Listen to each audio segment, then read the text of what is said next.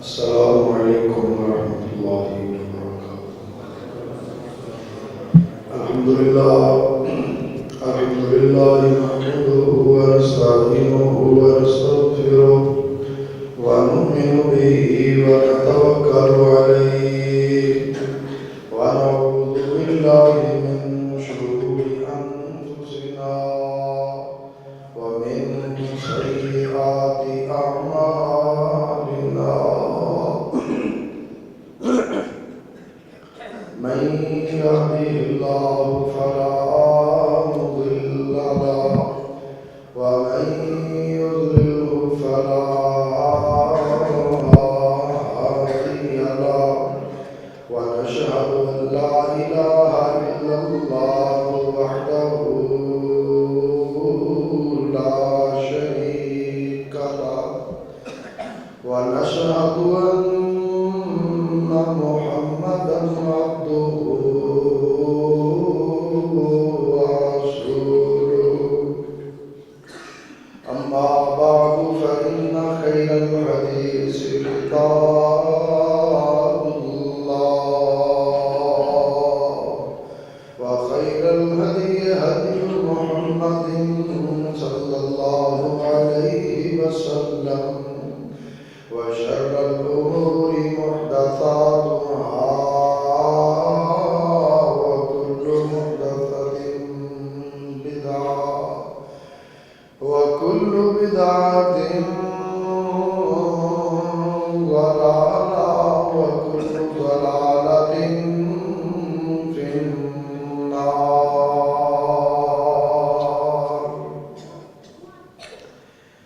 اللهم صل على محمد وعلى آل محمد كما صليت على إبراهيم وعلى آل إبراهيم إنك حميد مجيد. اللهم بارك على محمد وعلى آل محمد كما باركت على إبراهيم وعلى آل إبراهيم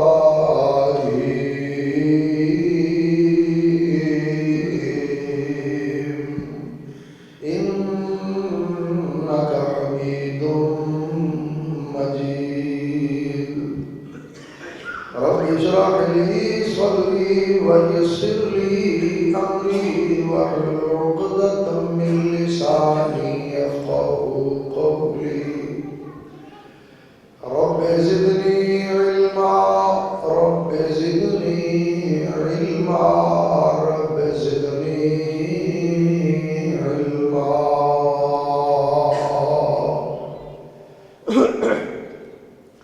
قال الله تبارك وتعالى في كلامه المجيد والفرقان الحميد.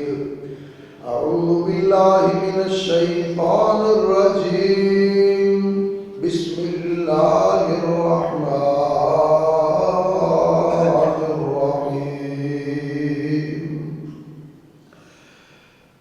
قل إن كان آباؤكم وأبناؤكم وأزواجكم وعشيرتكم وأموال اقترفتموها وتجارة تخشون كسادها ومساكن ترضونها أحب إليكم من الله ورسوله وجهاد في سبيله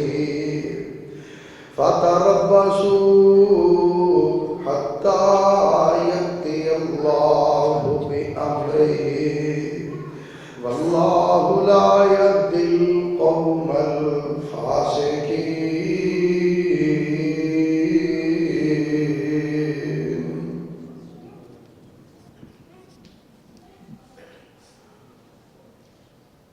تکمیل معرفت ہے محبت رسول کی،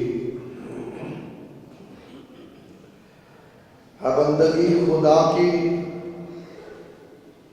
اطاعت رسول کی،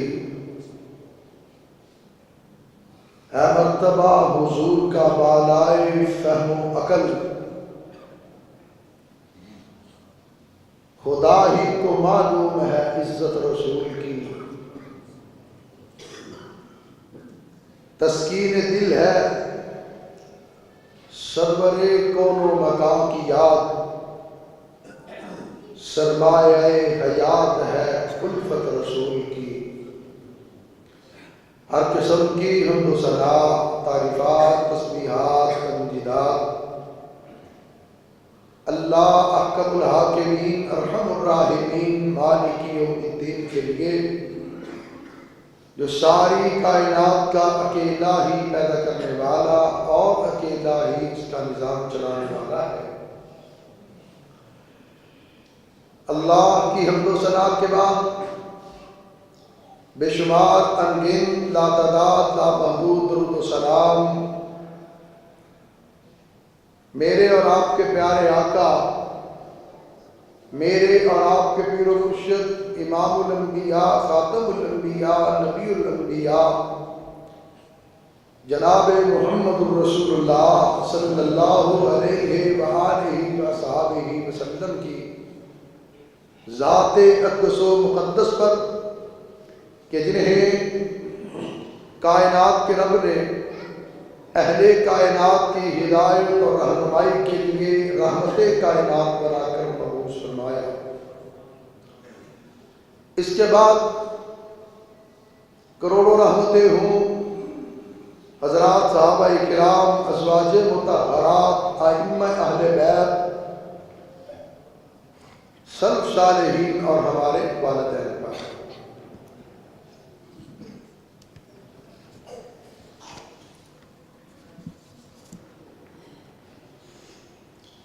حضرت معاذ رضی اللہ تعالی عنہ زخموں سے چور ہیں، جسم سے خون کے فوارے نکل رہے ہیں،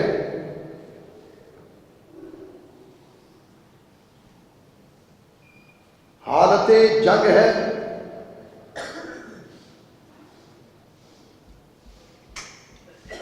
ایک صحابی آگے بڑھے،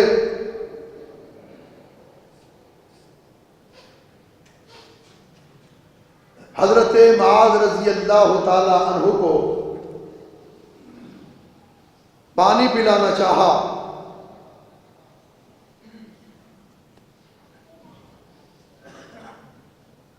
تو حضرت معاذ رضی اللہ تعالی عنہ فرماتے ہیں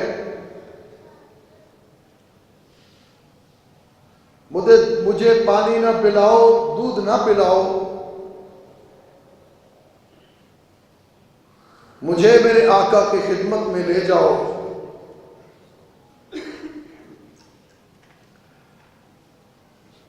صحابی کہتے ہیں تمہاری مرہم پٹی کرتے ہیں، خون بند کرتے ہیں، لہو بڑی تیزی کے ساتھ بہہ رہا تھا۔ حضرت معاذ رضی اللہ تعالی عنہ نے فرمایا میری خواہش ہے کہ میں اپنے آخری وقت اپنے آقا کی زیارت کروں۔ صحابہ نے ان کو کندھے پہ اٹھایا اور لے چلے۔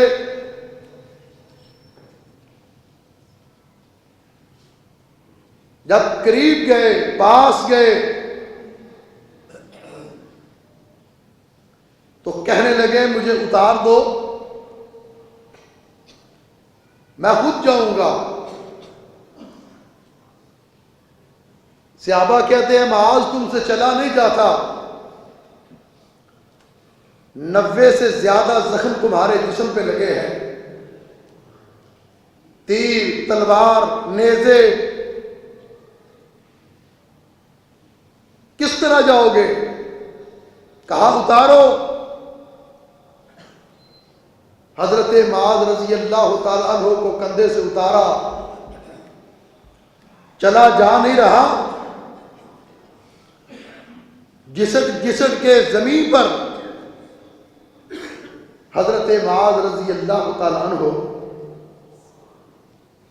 رحمت کائنات صلی اللہ علیہ وسلم کے پاس پہنچے۔ اللہ کے پیارے حبیب ایک چٹان پہ تشریف فرما تھے اور آپ کے پاؤں مبارک زمین کی طرف لٹک رہے تھے۔ حضرت معاذ رضی اللہ تعالی عنہ نے گھسٹتے ہوئے جا کر آقا کے قدموں میں اپنا سر رکھ دیا اور اسی لمحے ان کی روح پرواز کر گئی۔ ان کی یہ خواہش اللہ نے پوری کر دی، نکل جائے دم تیرے قدموں کے نیچے، یہی دل کی حسرت، یہی آرزو ہے۔ آقا کے قدموں میں جان نکل گئی، یہ دل کی حسرت اور یہ دل کی آرزو ہے۔ آج بھی ہر دل کی حسرت، ہر دل کی آرزو، لیکن شرط یہ ہے کہ اس دل میں ایمان ہو، اس دل میں سیاست نہ ہو، اس دل کے اندر ایمان ہو۔ لا یؤمن احدکم حتی اکون احب الیہ من والدہ وولدہ والناس اجمعین۔ پیارے آقا صلی اللہ علیہ وسلم نے فرمایا تم میں سے کوئی شخص مومن ہو ہی نہیں سکتا جب تک اس کے دل میں اپنی اولاد سے بڑھ کر، والدین سے بڑھ کر، والناس اجمعین، ساری کائنات کے سارے انسانوں سے بڑھ کر جب تک میرے دل کے اندر محبت نہ ہو، وہ مومن نہیں ہو سکتا، اس کے دل کے اندر ایمان نہیں ہو سکتا۔ والدین سے بڑھ کر آقا کے ساتھ محبت کرے، اولاد سے بڑھ کر پیارے آقا کے ساتھ محبت کرے، دنیا کے ہر انسان سے بڑھ کر، اپنے لیڈر سے بڑھ کے، اپنے رہنما سے بڑھ کے، اپنی جماعت کے سربراہ سے بڑھ کے، اپنے ملک کے سربراہ سے بڑھ کے، اپنی فوج کے سربراہ سے بڑھ کے، اپنی عدالتوں کے سربراہ سے بڑھ کے، سب سے بڑھ کے والناس اجمعین، جب تک دل کے اندر محبت کا یہ معیار نہیں ہوگا اس وقت تک ایمان کامل نہیں ہوگا، ایمان مکمل نہیں ہے۔ اس لیے کہ نبی کریم صلی اللہ علیہ وسلم کے ساتھ محبت عقیدت ہی نہیں، عقیدے کی بات ہے۔ آقا علیہ السلام و سلام کے ساتھ محبت صرف عقیدت نہیں کہ عقیدت تو والدین کے ساتھ، عقیدت اپنے پیر کے ساتھ، عقیدت اپنے مولوی کے ساتھ بھی ہو سکتی ہے، عقیدت اپنے لیڈر کے ساتھ بھی ہو سکتی ہے، لیکن مدینہ کے تاجدار کے ساتھ محبت صرف عقیدت کا مسئلہ نہیں بلکہ عقیدے کا مسئلہ ہے۔ اور اس وقت تک ایمان مکمل نہیں، اسلام مکمل نہیں، مومن مکمل نہیں، جب تک کہ ساری کائنات سے بڑھ کے پیارے آقا صلی اللہ علیہ وسلم کے ساتھ محبت نہ کرے۔ ہر چیز کو آپ پر قربان کر دیا، والدین کو، اولاد کو، اقتدار کو، کرسی کو، اختیار کو، مال و دولت کو، کاروبار کو، اپنے گھروں کو، اور یہی بات اللہ کے قرآن نے کہی ہے، قُلْ إِن كَانَ آبَاؤُكُمْ وَأَبْنَاؤُكُمْ وازواجکم، میرے محبوب آپ انہیں کہیں، آپ ان کو بتاؤ کہ اگر تمہیں اپنے ماں باپ سے، اولاد سے، اپنی بیویوں سے، وعشیرتکم، اپنے بہن بھائیوں سے، واموال اقترفتموہا وتجارۃ تخشون کسادہا، مال سے، تجارت کے خسارے سے تمہیں کوئی ڈر ہو، اور احب الیکم من اللہ ورسولہ، یہ ساری چیزیں کہ ہمارے کاروبار میں گھاٹا نہ پڑ جائے، ہماری تجارت کم نہ ہو جائے، ہماری معیشت کمزور نہ ہو جائے، ناموس رسالت کی خاطر ہم جناب بازار بند کریں گے، مارکیٹیں بند کریں گے تو کہیں ہمارے مال کے اندر کمی نہ آ جائے۔ حکومت بھی سوچتی ہے اور منافق بھی سوچتے ہیں کہ اس سے مال کے اندر کمی واقع ہوگی۔ اللہ کا قرآن کہتا ہے کہ اگر تمہارے دل کے اندر یہ ڈر ہے اور تم اپنے مال کو، اپنے کاروبار کو، اپنی تجارت کو، اپنی معیشت کو، اپنی معاشرت کو، اپنی مارکیٹوں کو، اپنے بازاروں کو، اپنی دکانوں کو اللہ کے رسول کی ذات پہ ترجیح دو گے اور اس کے ساتھ مدینے والے سے بڑھ کے محبت کرو گے، فتربصوا حتی یأتی اللہ بامرہ، پھر اس بات کے لیے تیار ہو جاؤ کہ اللہ تم پر اپنا عذاب نازل کرے۔ تم اپنے گھروں کی فکر، کسی کو اولاد کی فکر، کسی کو بیویوں کی فکر، کسی کو بہن بھائیوں کی فکر، اور یہ فکر اگر رکاوٹ ہے محبت مصطفیٰ میں، اور اگر یہ فکر رکاوٹ ہے محبت رسول میں، فتربصوا حتی یأتی اللہ بامرہ، پھر اس بات پر تیار ہو جاؤ کہ اللہ تم پر اپنا عذاب نازل کر دے۔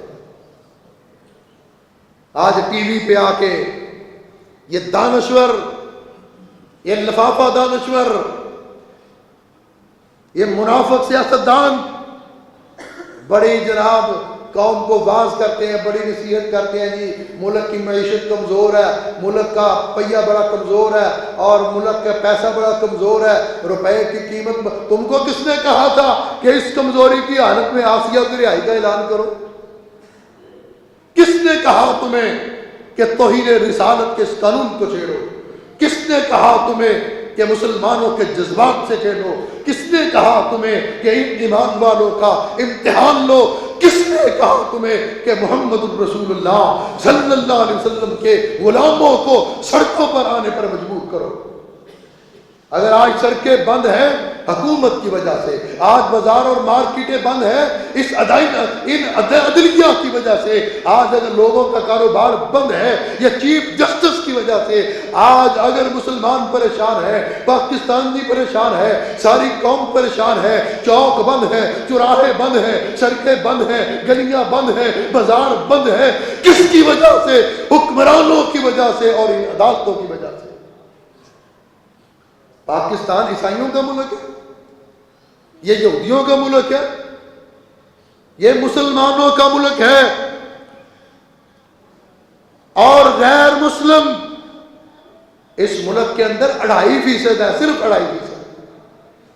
2.5% کی خوشنودی کے لیے، اور اپنے مغربی آقاؤں کو خوش کرنے کے لیے تم مسلمانوں کے جذبات سے کھیلتے ہو، مسلمانوں کے ایمان کا امتحان لیتے ہو۔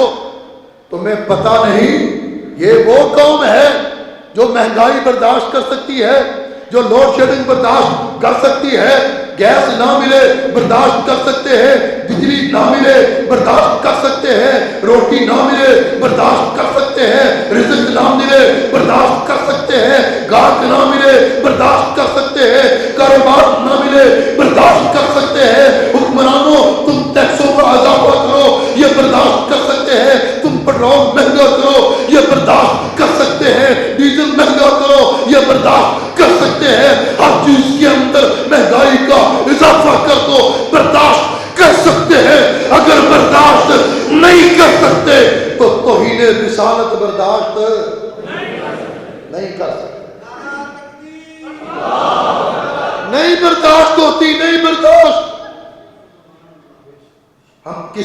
مسلمان کے یہ بس کی بات ہی نہیں ہے. مت دو لیکچر، مت جھاڑو اپنے لیکچر کو. اور آج کتنے افسوس کی بات ہے کہ توہین رسالت کے مجرم کو بچانے کے لیے ساری سیاسی جماعتیں اکٹھی ہو گئی.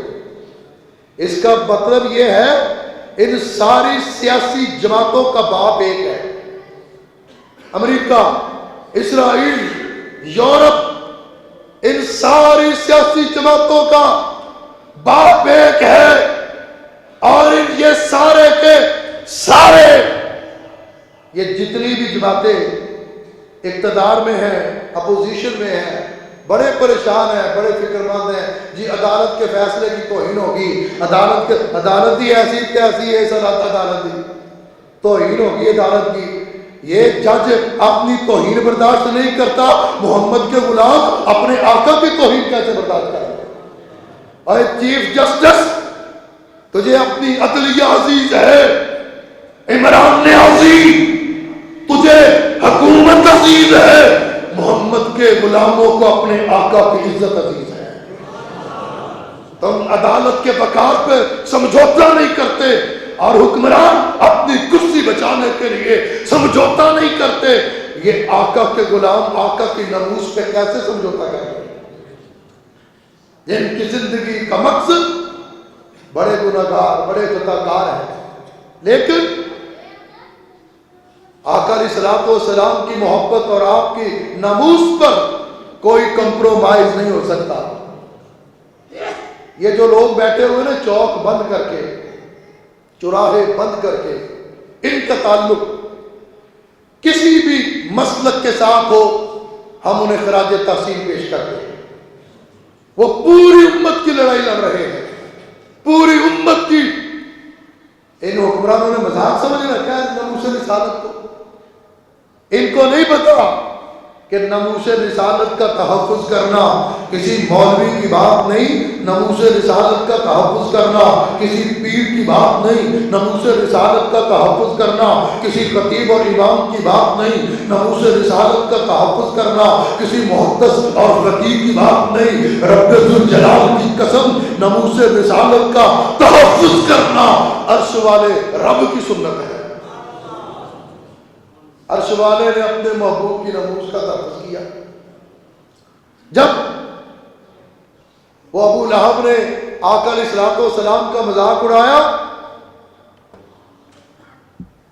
اور گالیاں دی، معاذ اللہ استغفر اللہ، کہ اے محمد تمہارے ہاتھ ٹوٹ جائے، اس کی گالیوں کا جواب کسی مولوی نے نہیں دیا، اور اس گالیوں کا جواب کسی خطیب نے نہیں دیا. اس بھونکنے والے کی گالیوں کا جواب عرش سے آیا، قرآن بن کے آیا، تاکہ لوگوں کو پتا چلے کہ جو بھی آقا کی گستاخی کرے گا، آپ کے خلاف زبان درازی کرے گا، آپ کے خلاف بھونکنے کی جسارت کرے گا، اس کا جواب دینا اللہ کا قرآن ہے اور اللہ کی سنت ہے. تبت یدا ابی لہب وتب ما اغنی عنہ مالہ وما کسب. ٹیلی ویژن پہ بیٹھ کے امریکہ سے، یورپ سے پڑھ کے آ کے اور ڈالر ان کے جیب میں ڈال کے اس وکالت کرنے والوں، تمہیں نہیں پتا یہ سورہ لہب کیوں نازل ہوئی تھی؟ تمہیں نہیں پتا سورہ کوثر کیوں نازل ہوئی؟ جب آقا علیہ الصلوۃ والسلام کے بیٹے فوت ہو گئے تو مکہ کے کافروں نے، مکہ کے مشرکوں نے آپ کا استہزاء کیا، آپ کا مذاق اڑایا اور آپ کو تانے دینے شروع کر دیے کہ معاذ اللہ استغفر اللہ، محمد کی نسل ختم ہو گئی، محمد کی نسل کٹ گئی.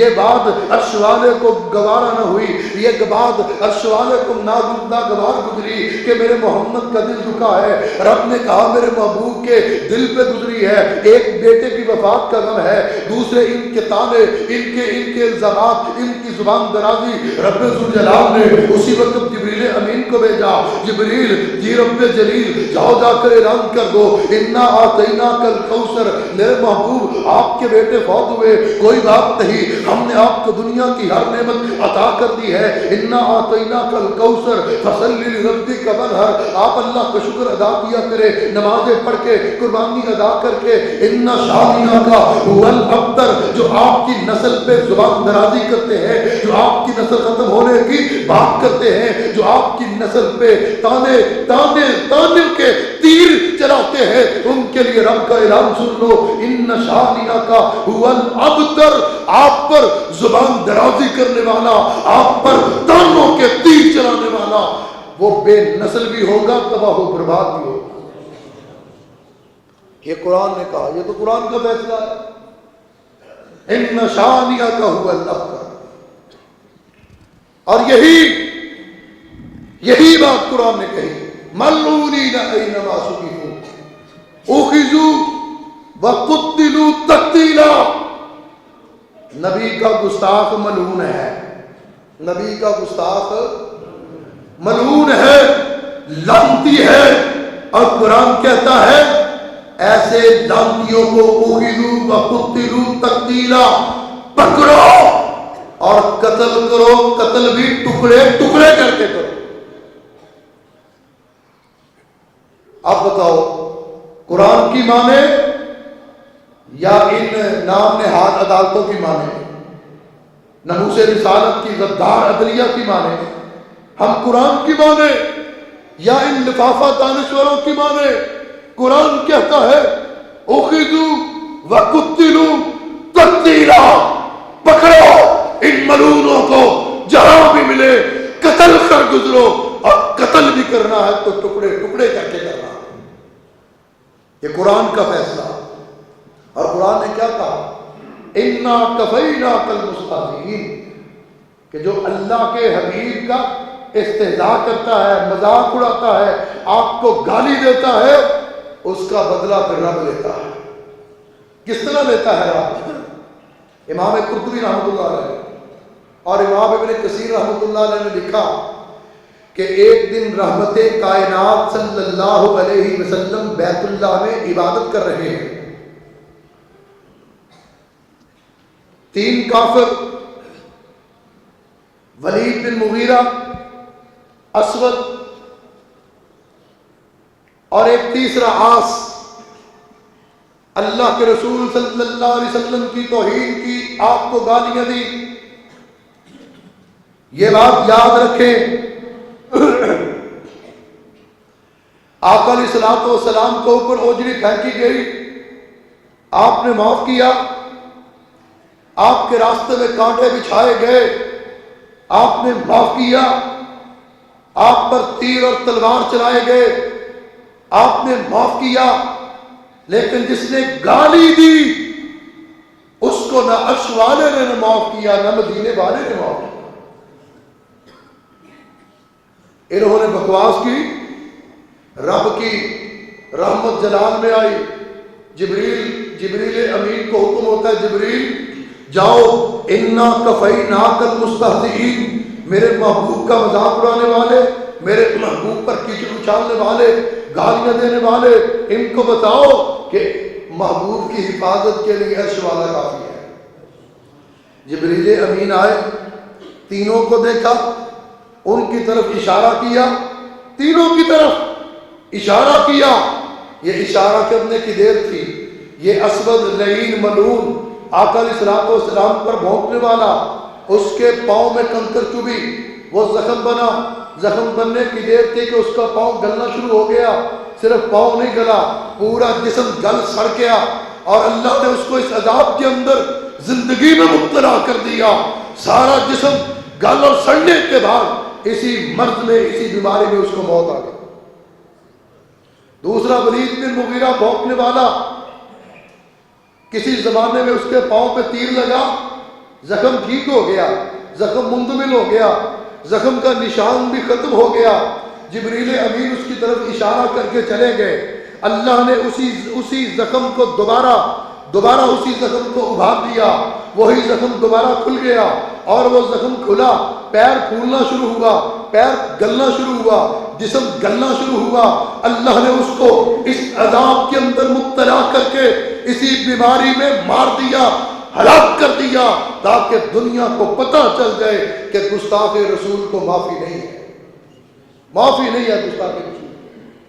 اور جو تیسرا گستاخ، امام ابن کثیر رحمۃ اللہ علیہ لکھتے ہیں کہ اس کا پیٹ پھول گیا، پیٹ پھولا، اتنا پھولا کہ اس کی زندگی میں اس کے جسم سے بدبو پھیلنا شروع ہو، اور اسی عذاب میں، اسی بیماری میں، اسی مرض میں اللہ نے اس کو موت دے دی، اور وہ مر کے جہنم رسید ہو گئے۔ یہ ہجرت سے پہلے جب مسلمان کمزور تھے، جب اسلام ابھی کمزور تھا، جب آقا کے ساتھی تھوڑے تھے، اللہ خود بدلہ لے رہا ہے۔ لیکن جب رحمت کائنات صلی اللہ علیہ وسلم مکہ چھوڑ کے مدینہ تشریف لے گئے، آپ نے ہجرت کی، اللہ پاک نے آپ کو ساتھی عطا کر دیے، اسلام کو تھوڑی سی قوت اور طاقت ملی۔ پھر اس کے بعد جس نے بھی گستاخی کی، آقا نے اس کا سر قلم کرنے کا حکم جاری کر دیا۔ پتہ چلا کہ مدینے کا ایک یہودی سردار کعب بن اشرف، امام بخاری رحمۃ اللہ علیہ اپنی کتاب بخاری کے اندر کتاب المغازی کے اندر یہ واقعہ لکھتے ہیں کہ کعب بن اشرف یہودی آقا علیہ الصلوۃ والسلام پر بھونکتا تھا، آپ کے بارے میں زبان درازی کرتا تھا، آپ کو گالیاں دیتا تھا۔ اللہ کے رسول صلی اللہ علیہ وسلم مسجد نبوی میں تشریف فرما ہے، اعلان کر دیا کون ہے جو کعب بن اشرف یہودی کا سر قلم کر دے، میں محمد اسے جنت کی بشارت دیتا ہوں۔ اور لوگوں، اللہ کے رسول کے اخلاق بتاتے ہو، اللہ کے رسول کی معافیاں بتاتے ہو، آپ کے کانٹے بچھانے والوں کو معاف کر دیا، اوجری پھینکنے والوں کو معاف کر دیا، ٹیلی ویژن پر بیٹھ کر یہ باتیں سناتے ہو۔ امام بخاری نے یہ جو بات لکھی، بخاری شریف کے اندر یہ جو حدیث لائے ہیں، تم نے یہ حدیث نہیں پڑھی، تم تک یہ حدیث نہیں پہنچی کہ اللہ کے رسول صلی اللہ علیہ وسلم نے اپنے گستاخ کے بارے میں کہا کون ہے جو کعب بن اشرف یہودی کا سر کاٹ کے رکھ دے؟ محمد بن مسلمہ رضی اللہ تعالیٰ عنہ ایک صحابی اٹھے، اللہ کے رسول میں حاضر ہوں۔ گئے اس کے گھر، قلعے کے اندر کلا نما بنا ہوا گھر، سردار وڈیرا، بہت بڑا اپنے آپ کو وہ سمجھنے والا، لیکن اللہ کام جب لیتا ہے، اللہ ابابیلوں سے ہاتھی مروا دیتا ہے۔ وہ اللہ وہ مروانے پہ آئے، ابابیلوں سے ہاتھی مروا دے، جہاں پر کوئی نہ پہنچ سکے مارنے کے لیے، وہاں پر سلمان تسیر کو مارنے کے لیے ممتاز قادری کو بھیج دے۔ گستاخ رسول کو مارنے کے لیے کوئی پلاننگ نہیں ہوتی۔ حکمرانوں یہ سن لو، گستاخ رسول کو مارنے کے لیے کوئی پلاننگ، کوئی منصوبہ بندی نہ انسان کرتا ہے نہ کر سکتا ہے، بلکہ گستاخ رسول کو جہنم داخل کرنے کے لیے جو پلاننگ اور منصوبہ بندی ہوتی ہے وہ عرش پہ ہوتی ہے۔ اس کے لیے راستے عرش والا بناتا ہے، اس کے لیے سارے منصوبے عرش والا بناتا ہے، اس کے لیے انسانوں کو پیدا عرش والا کرتا ہے۔ وہ جس سے چاہتا ہے، جو چاہتا ہے کام لے لیتا ہے۔ وہ تو دماغ میں ڈالتا ہے اس کو مار دو، وہ مر گیا۔ یہ نہیں، یہ موضوع ایسا کہ اس پر کوئی انجمن بنی ہو، وہ پاکستان کے اندر جناب یہ ماسٹر کھلے ہوں، ٹریننگ سینٹر کھلے ہوں، یہ ٹریننگ سینٹر، یہ ماسٹرات والے خاموش بیٹھے ہیں، یہ ٹریننگ یافتہ، یہ ٹریننگ لینے والے، یہ کمانڈو کہلانے والے خاموش بیٹھے ہیں اور خاموش بیٹھے ہوتے ہیں۔ اللہ کسی اور کو اٹھاتا ہے اور نبی کی ذات پہ قربان کر دیتا ہے۔ یہ کسی کے بس کی بات نہیں۔ اللہ نے کام لیا، راستے سارے ہموار کیے، محمد بن مسلمہ اس کے قلعے میں گئے اور اس کو کہا تم قرضہ دیتے ہو؟ یہودی شروع سے قرضہ دیتے ہیں، آج ہی نہیں، شروع سے یہ قرضہ دیتے ہیں۔ کہا قرضہ دیتے ہو، ہمیں بھی قرضہ چاہیے، اور اس نے کہا قرضے کے طور پر کچھ رہن رکھواؤ۔ حضرت محمد بن مسلمہ رضی اللہ تعالیٰ عنہ نے کہا کہ ہمارے پاس تلواریں ہیں، تیز تلواریں لڑنے والی، ان کو آپ کے پاس رہن رکھوائیں گے اور تم اس کے بدلے میں ہمیں قرض دے دینا۔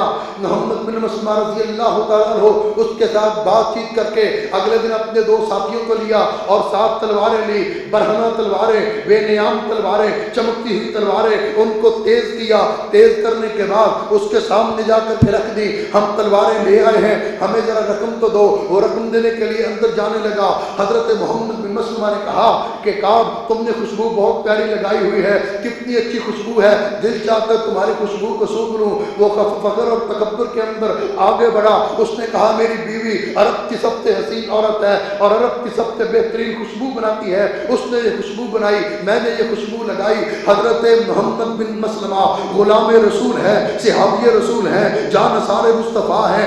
آگے بڑھے, کعب بن اشرف یہودی کے سر کو پکڑا اور اس کے سر کو سونگھنے کے بہانے اس کے بالوں کو پکڑ کے سر کو مضبوطی سے پکڑ کے اپنے ساتھیوں کو کہا آقا کے دشمن کا سر قلم کر دو. ایک صحابی آگے بڑھے, انہوں نے تلوار کا وار کیا, کعب بن اشرف یہودی کا سر تن سے جدا کر دیا. دنیا کو سبق دے دیا, دنیا کو پیغام دے دیا کہ گستاخ رسول کی ایک ہی سزا, سر تن سے جدا, سر تن سے جدا. گستاخ رسول کا سر اس کے جسم پہ سلامت نہیں رہ سکتا.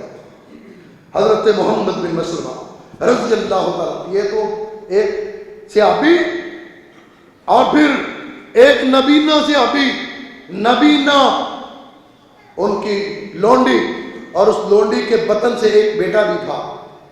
ان کو پتا چلا کہ میری یہ لونڈی میرے آقا کی شان میں گستاخی کرتی ہے. ایک دن چھری پکڑی, اس کے اوپر جھپٹے اور اس لونڈی کو ذبح کر دیا. لونڈی کے ورثاء آئے اور آ کر کے قصاص کا مطالبہ کرنے لگے. اللہ کے رسول نے اس نبینا صحابی کو بلایا اور ان نبینا صحابی سے پوچھا کہ تم نے اس لونڈی کو, اس عورت کو قتل کیوں کیا؟ صحابی عرض کرتے ہیں آقا سارا کچھ برداشت کر سکتا ہوں, توہین رسالت برداشت ہوتی نہیں ہوتی. برداشت اللہ کے رسول, اس نے آپ کی گستاخی کی, میں نے اس کے جرم نے اس کی گردن کاٹ کے رکھ دی.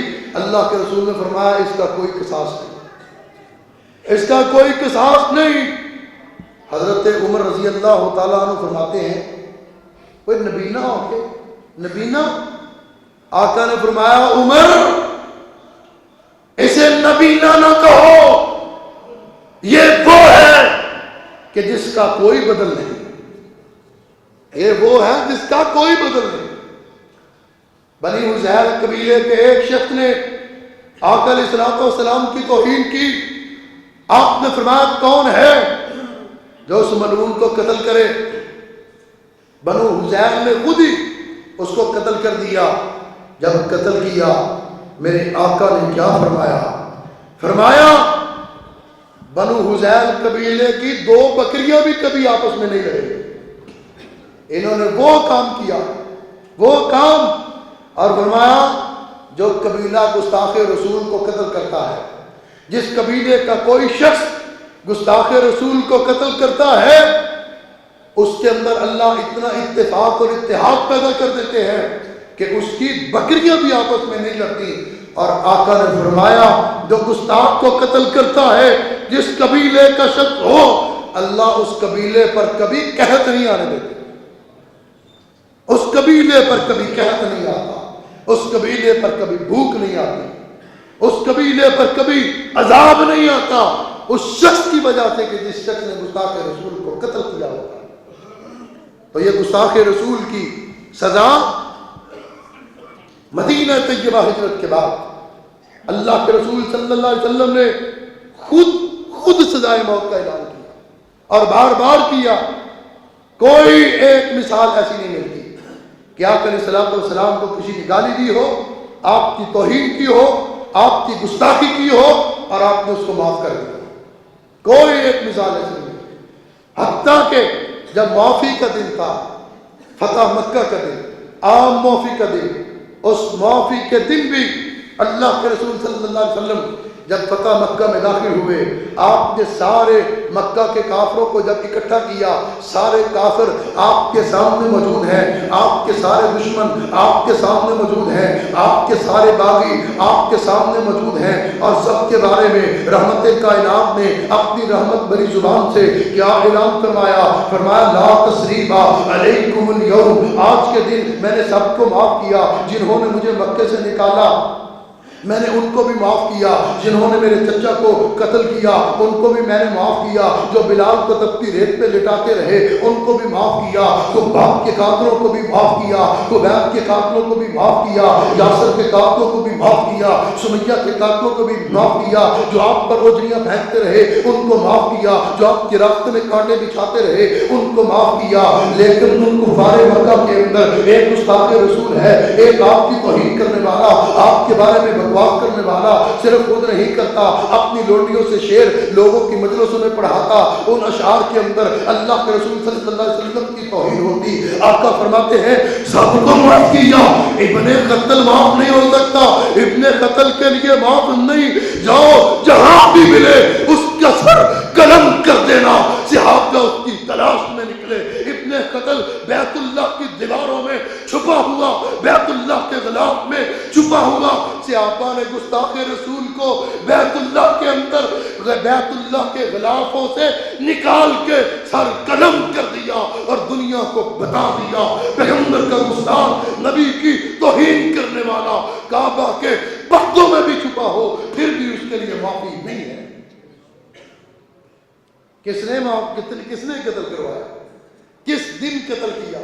جب سب کو معافی مل گئی، ہندا جیسی ظالمہ کو معافی مل گئی، وحشی جیسے انسان کو معافی مل گئی، مکہ کے سرداروں کو معافی مل گئی، سب کو معافی، لیکن گستاخ رسول کو معافی نہیں، ہو ہی نہیں سکتی، کوئی دے ہی نہیں سکتا۔ جب اللہ نے معاف نہیں کیا تو اللہ کے محبوب کیسے معاف کر سکتے؟ اور جب اللہ کے محبوب نے معاف نہیں کیا اپنے گستاخ کو تو پاکستان کی عدالت کون ہوتی ہے معاف کرنے والی؟ پھر پاکستان کی حکومت کون ہوتی ہے معاف کرنے والی؟ کہتے ہیں ہم نے فیصلہ قانون کے مطابق کیا، ہم نے فیصلہ آئین کے مطابق کیا۔ بتاؤ جس سیشن کورٹ نے اس کو سزائے موت دی کیا وہ قانون کے مطابق نہیں تھی؟ پھر اس کے بعد ہائی کورٹ نے اس کی سزائے موت کو برقرار رکھا، کیا وہ قانون کے مطابق نہیں تھی؟ وہ قانون کے مطابق تھی، لیکن یہ رہائی یہ قانون کے مطابق نہیں ہے، یہ یورپی یونین کے مطالبے کے مطابق ہے، یہ برطانیہ کے مطالبے پر ہے، یہ آئی ایم ایف اور ورلڈ بینک کے مطالبے پر ہے۔ آج نہیں جنوری کے اندر انہوں نے کہا تھا اگر تم نے آسیہ بی بی کو رہا نہ کیا تو تمہیں آئندہ کے بعد قرضے نہیں دیں گے۔ بھیک مانگنے کے لیے، ڈالروں کے لیے، پیسوں کے لیے تم نے اپنا ایمان بیچ دیا، تم نے نبی کی ناموس کا سودا کر لیا، تم نے پیغمبر کی توہین کرنے والی کو سرے عام علل اعلان اور دن دہاڑے رہا کر دیا، اور دنیا کو کیا تاثر دیا کہ پاکستان کے اندر کیا مسلمان نہیں ہے یا غیرت مسلم نہیں ہے۔ الحمدللہ پاکستان میں مسلمان بھی ہے اور غیرت مسلم بھی ہے۔ حکمرانوں کی غیرت مر گئی تو ایک الگ بات ہے، وہ مر جاتی ہے، کرسی پہ بیٹھ کے غیرت مر جاتی ہے، وہ غیرت مر چکی، ان کا ایمان اقتدار ہے، ان کا اسلام اقتدار ہے، ان کی دنیا اقتدار ہے، ان کی آخرت اقتدار ہے، ان کا اوڑھنا اقتدار ہے، ان کا بچھونا اقتدار ہے، اور محمد کے غلاموں کا سارے کا سارا کچھ صرف اور صرف ناموس رسالت، صرف اور صرف ناموس رسالت، اس پر کوئی سمجھوتا نہیں، کوئی کمپرومائز نہیں۔ یہ وہی چیف جسٹس ہے، یہ ملعون ہے، لعنتی ہے، کذاب ہے، دجال ہے، جس نے پیغمبر کی گستاخی کرنے والی اور توہین کرنے والی ملعونہ کو رہا کیا، اس کی حمایت کی، اور اس کی حمایت کے اندر جھوٹے دلائل لیے، بوکس دلائل لیے، بوکس قانون کو سامنے لایا۔ ہم ایسے قانون کو نہیں مانتے جو قانون پیغمبر کے گستاخوں کو تحفظ فراہم کرے۔ کون سا قانون ہے جو نبی کے گستاخوں کو تحفظ فراہم کرتا ہے؟ یہ کہتے ہیں ہمارا قصور کوئی نہیں، اور تمہارا قصور نہیں تو آسیہ ملعونہ مسیح کے ورثاء کے ساتھ تم نے 2 ہفتے پہلے نیازی ملاقات کیوں کی؟ اس کے ورثاء، اس کا وکیل عمران نیازی سے مل رہے ہیں، یورپی یونین کے نمائندے مل رہے ہیں، برطانیہ کا وفد آ کے مل رہا ہے، اس ملعونہ کی سفارشیں کر رہے ہیں، اور یہ نیازی ان کے ساتھ سودے بازی کر رہا ہے۔ پاکستان کی تاریخ کے اندر ایک پہلے بھی نیازی گزرا تھا جس نے قوم کے سر شرم سے جھکا دیے تھے، جب 93,000 مسلح افواج نے دشمن کے سامنے، بھارت کے سامنے ہتھیار ڈال دیے۔ وہ جنرل نیازی اور کوئی نہیں تھا، اسی عمران نیازی کا سگا ماما تھا، سگا ماما۔ یہ اسی نیازی کا خون ہے جو دشمن کے سامنے جھک گیا تھا، یہ اسی نیازی کی نسل میں تھا، نسل میں سے ہے جس نے 93,000 فوج کے ہتھیار دشمن کے سامنے ڈلوا، اور 93,000 فوج نے دشمن کے سامنے ہتھیار ڈال دیے۔ رب محمد کی قسم، گستاخ سامنے سینکڑوں بھی ہوں، اکیلا محمد کا غلام ہو وہ کٹ جائے گا، کبھی ہتھیار ڈالے گا نہیں ڈالے گا۔ پھر کہتے ہیں جی ہمارے ادارے بڑے مقدس ہیں، ان کو کچھ نہیں کہنا، بڑے مقدس ہیں۔ ہر ادارہ تمہارا مقدس ہے، مقدس ہوگا، عدالتیں مقدس ہوں گی، تمہاری حکومت مقدس ہوگی، لیکن یاد رکھو پیغمبر کی عزت اور نموز سے بڑھ کر مقدس نہیں ہے، کوئی مقدس نہیں۔ اور جو اس راستے میں آئے گا، نبی کی نموز کے راستے میں آئے گا، غلامان محمد اس کی تقدیس کو پاؤں کی ٹھوکر پہ اڑا دے گا۔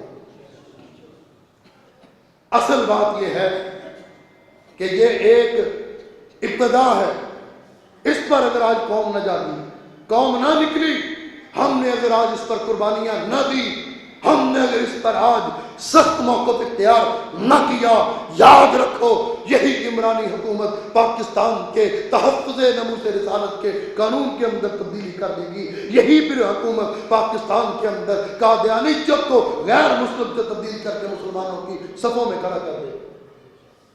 ہم نے قربانیاں دینی ہے، ہم نے اپنا وقت بھی قربان کرنا ہے، جانیں بھی قربان کرنی ہے، اور مال بھی قربان کرنا ہے۔ دکانوں کی فکر نہیں کرنی، مارکیٹوں کی فکر نہیں کرنی، رزق دینے والا اللہ ہے، رازق اللہ ہے۔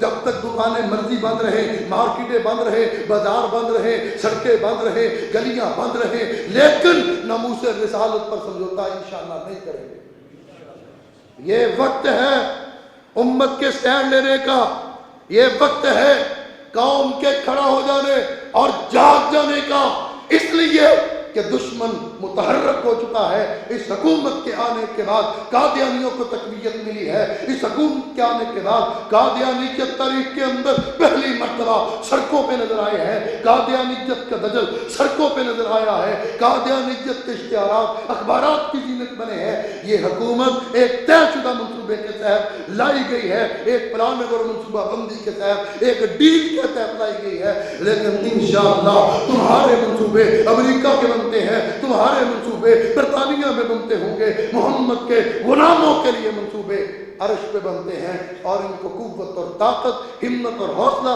جرأت اور بہادری، استقامت اور استقلال رب ذوالجلال کی ذات عطا کرتی ہے۔ جس کے ساتھ عرش والا ہو، پھر اس کو دنیا کی کوئی طاقت شکست نہیں دے سکتی۔ وآخر دعوانا الحمدللہ۔ کتاب اللہ حدیث مصطفیٰ کی ترجمان، مرکزی جمعیت اہل حدیث پاکستان۔